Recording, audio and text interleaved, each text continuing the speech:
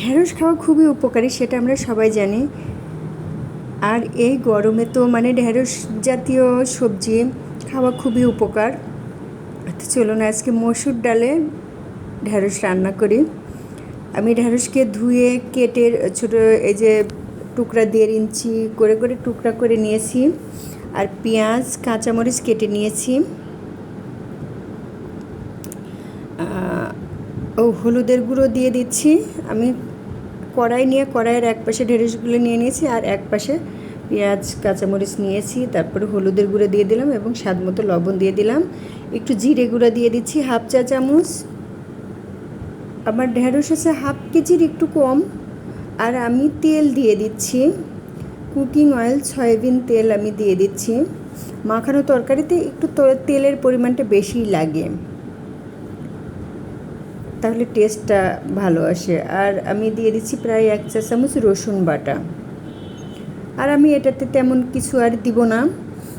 প্রথমে পেঁয়াজ এবং কাঁচামরিচকে খুব ভালোভাবে চটকে নিয়ে তারপরে ঢেঁড়সগুলোর সঙ্গে মিশিয়ে নিয়ে বেশ ভালোভাবে বেশ কিছুক্ষণ ধরে মাখাবো। মাখাতে মাখাতে মানে আগে দাদিরা যে বলতো যে মানে মাখানো তরকারি হাতের মধ্যেই যেন অর্ধেক মাখা রান্না হয়ে যায় আর কি, মাখাতে মাখাতে রান্না হয়ে যায় আর কি। তার মানে এই কথাটার অর্থ হচ্ছে মাখানোটা খুব ভালো হতে হবে। দেখুন নুয়ে আসা মতো হয়েছে। আর আমি এদিকে সিদ্ধ করে রেখেছি মসুর ডাল, সেই মসুর ডাল আমি দিয়ে দিচ্ছি আমার মাখানো ঢেঁড়সগুলোর মধ্যে। মসুর ডাল দিয়ে দিচ্ছি। এটার আসলে নির্দিষ্ট কোনো মাপ নাই, খানিকটা কমও দিতে পারেন, খানিকটা বেশিও দিতে পারেন, যে যেমন পছন্দ করেন ঠিক সেভাবে দিতে হবে। তারপর ভালোভাবে মাখিয়ে নিচ্ছি, ঢেঁড়সগুলোর সঙ্গে মাখিয়ে নিচ্ছি। মাখিয়ে নিয়ে পরিমাণ মতো পানি দিয়ে দিব। ঢেঁড়স সিদ্ধ হতে তো বেশি একটা পানি লাগে না, সমান সমান করে পানি দিয়ে দেবো, যেহেতু মসুর ডালটা সিদ্ধ করেই নিয়েছি। এই যে আমি সমান সমান করে পানি দিয়ে চুলায় বসিয়ে দিব।